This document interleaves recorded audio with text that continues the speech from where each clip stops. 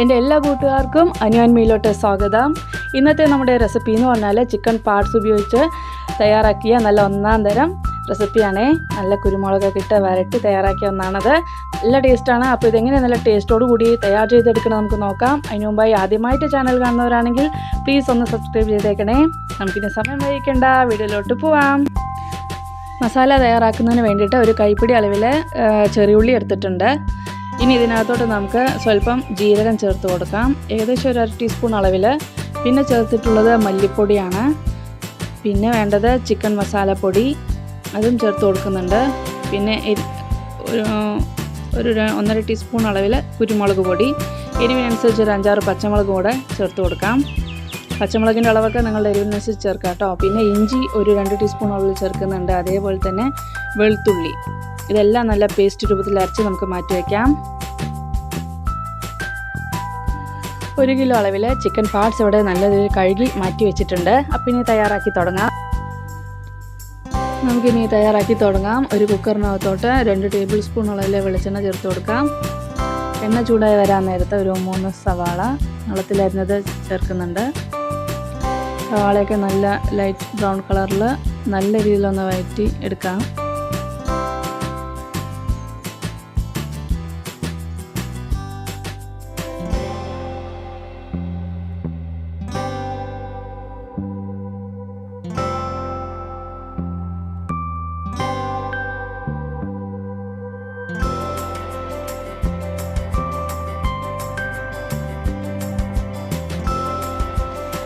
അപ്പോൾ നമ്മുടെ സവാളയുടെ നിറമൊക്കെ ഒന്ന് ചേഞ്ചായി വന്നിട്ടുണ്ട്. ഇനി ഇതിനകത്തോട്ട് നമ്മൾ അരച്ച് വെച്ചിട്ടുള്ള ആ ഒരു മസാല നമുക്ക് ചേർത്ത് കൊടുക്കണം.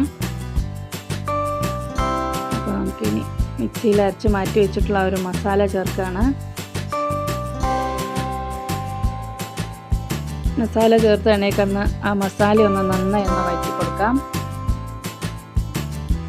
ഒരു 10 മിനിറ്റ് നേരം നല്ല രീതിയിലൊന്ന് വഴറ്റി യോജിപ്പിക്കാം. ഇതിനകത്തോട്ട് പട്ട പൊടിച്ചതാണ് ചേർത്ത് കൊടുക്കുന്നത്. പിന്നെ ചേർക്കുന്നത് ചിക്കൻ മസാലപ്പൊടി. ഇനി സ്വല്പം മുളക് പൊടി കൂടെ ചേർത്ത് കൊടുക്കാം.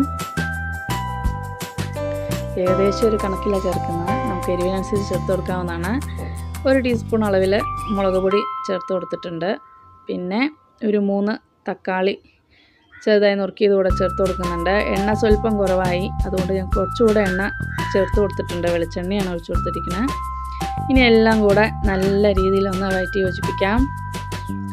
സ്വല്പം ഇഞ്ചി വെളുത്തുള്ളി പേസ്റ്റ് കൂടെ ഈ ഒരു സമയം ചേർത്ത് കൊടുക്കുന്നുണ്ട് ഇതിനകത്തോട്ട്. വളരെ കുറച്ച് മതി, കാരണം മസാലയും നമ്മൾ നേരത്തെ ഇട്ടതാണ്.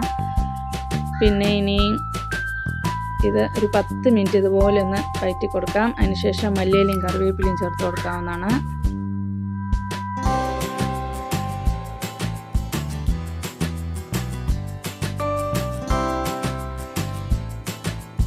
ഇത് ഏകദേശം വഴണ്ട് വന്നിട്ടുണ്ട്. ഇനി നമ്മൾ കഴുകി വൃത്തിയാക്കി വെച്ചിട്ടുള്ള നമ്മുടെ ചിക്കൻ പാർട്സ് കൂടെ ചേർത്ത് കൊടുക്കാവുന്നതാണ്. ഇനി എല്ലാ മസാല കിടന്ന് നന്നായി ഒന്ന് മിക്സ് ചെയ്യണം. മസാല അതിൻ്റെ എല്ലാ ഭാഗത്തും വരുന്ന വിധത്തിൽ നല്ല രീതിയിലൊന്ന് ഇളക്കി യോജിപ്പിക്കാം. ഒരു 10 മിനിറ്റ് നേരം ഇതുപോലെ ഇളക്കി കൊടുത്ത ശേഷം ഇതിനാവശ്യമായ അളവിൽ ഉപ്പ് കൂടെ ചേർത്ത് കൊടുക്കുന്നുണ്ട്. ഉപ്പ് അതിൻ്റെ എല്ലാ ഭാഗത്തും നല്ല രീതിയിലൊന്ന് പിടിക്കണം. അപ്പോൾ നല്ല രീതിയിൽ മസാല എല്ലാം ഒന്ന് മിക്സ് ചെയ്ത് കൊടുക്കാം.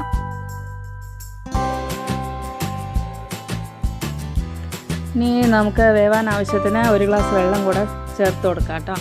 അപ്പോൾ ഇനി അധികം വെള്ളം ചേർക്കണമെന്നില്ല, കാരണം ഇതിൽ തന്നെ വെള്ളം ഇറങ്ങി വരും. ഇനി കുക്കറിൽ ഒരു 5 വിസിലിന് നമുക്ക് വാങ്ങാം. നന്നായി ഒന്ന് വേവണം. നമ്മൾ ഊച്ച 1 ഗ്ലാസ് അളവിലാണ് വെള്ളം ചേർക്കുന്നത്. തുറക്കുമ്പോഴേക്കും അത്യാവശ്യം വെള്ളമൊക്കെ ഉണ്ടാവും, കാരണം ഇതിൽ തന്നെ വെള്ളം ഇറങ്ങി വരുന്നതാണ്. അപ്പോൾ ഇനി ഒന്ന് ആലോചിക്കേണ്ട, ആ 5 വിസിലിന് നമുക്കിത് വാങ്ങാം.